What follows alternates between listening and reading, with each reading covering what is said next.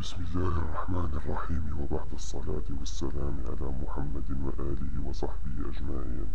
إخواني أخواتي في الله وفي الدم وفي الجزائر، أريد أن أتكلم معكم عن موضوع يعتبر جد مهم لمستقبل بلدنا الغالية الجزائر. فرغم كل ما نعانيه من سرقة ونهب لخيرات أرضنا الحبيبة، فنحن على المظالم ساكتون متمنين الخير لبلادنا وطالبين الابتعاد عن ما يسمى الربيع العربي.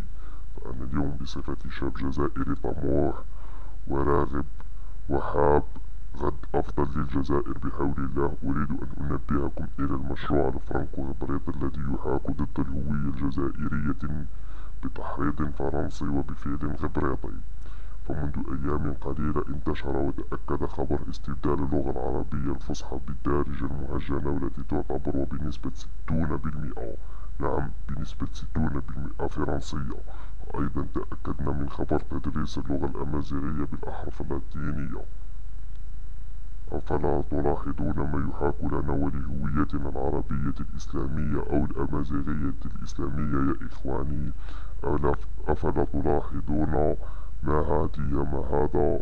أفلا ترون أنها محاولة استعمار جديدة؟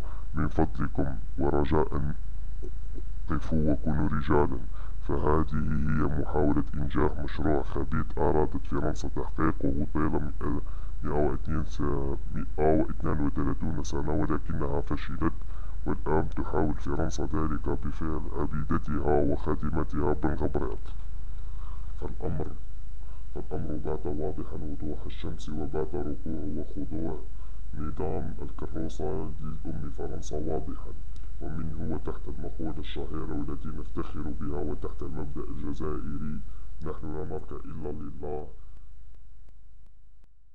فلنقف يا أبناء البلاد كرجل واحد ضد هذا الاستعمار الفكري النجس على أبنائنا ومستقبل الجزائر، ولنقف لمحاربة الفرنسية العقيمة في الجزائر، العربية الفصحى كلغة أولى للبلاد، لأنها خامس أكثر لغة تدريسا في العالم، ونسبة تدريسها في الجامعات العالمية أكثر من نظيرتها الفرنسية العاقمة. ثانيا، فلتكن الإنجليزية كأول لغة أجنبية تدرس في الجزائر، لأنها لغة العالم والعلم، فهي تدرس في كل دول العالم الأول، وتعتبر هي لغة النقاش الأولى بين الجنسيات وبين الدول. وبتجاهلها سننتج جيل مستعمر فكريا وعاقم لغويا، وجيل يكون فرنكوفوني وعاجز. ثالثا، فليتم تعميم تدريس اللغة الأمازيغية بالأحرف الأمازيغية، وكل منطقة على حدة. مثلا مناطق الشرق الجزائري تكون لغتها وليست لهجتها شاوية، ومناطق الوسط تكون لغتها قبائلية، ومناطق الصحراوية تكون لغتها تركية وغيره.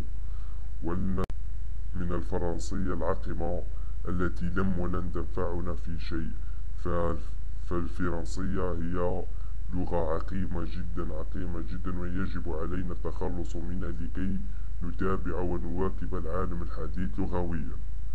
فعند توجهك لكليات الطب والهندسة والعلوم وغيره في الجامعات العالمية في كبرى الدول مثل أمريكا وإنجلترا وغيرها، فإنك ستجد أن أغلبية الجامعات تتحدث باللغة الإنجليزية، وأغلبية الكليات كذلك. فلنكن يا إخواني رجال. فالفرنسية لم ولن تنفعنا، أقسم لكم بالله أنها لن ولن تنفعنا. ستنفعنا في حالة واحدة مع دول إفريقيا السوداء الفقيرة مثل مالي وتشاد وغيرهما.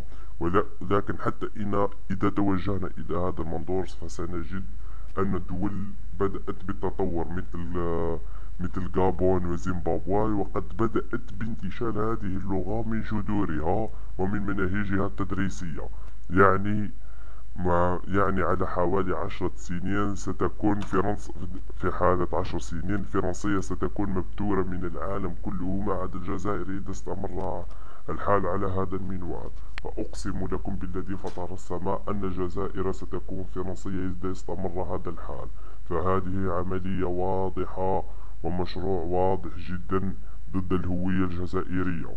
فلنقف وقفة رجال ولنجعل اللغة العربية كلغة أولى، واللغة الإنجليزية كلغة ثانية، واللغة الأمازيغية كلغة ثالثة تختلف من منطقة إلى أخرى. وسأوضح لكم فكرتي باللغة العامية الجزائرية. أقسم بالله يا إخواني ويا أخواتي، كل من نديرو شاكا والله يخرج لنا جيل خاين، جيل ما يعرفش بلادو، جيل يحب فرنسا أكثر من الجزائر. والله يسهل. دمتم في رعاية الله. إن شاء الله تكون الفكرة تاعي وصلت والمبدأ تاعي وصل. والسلام عليكم.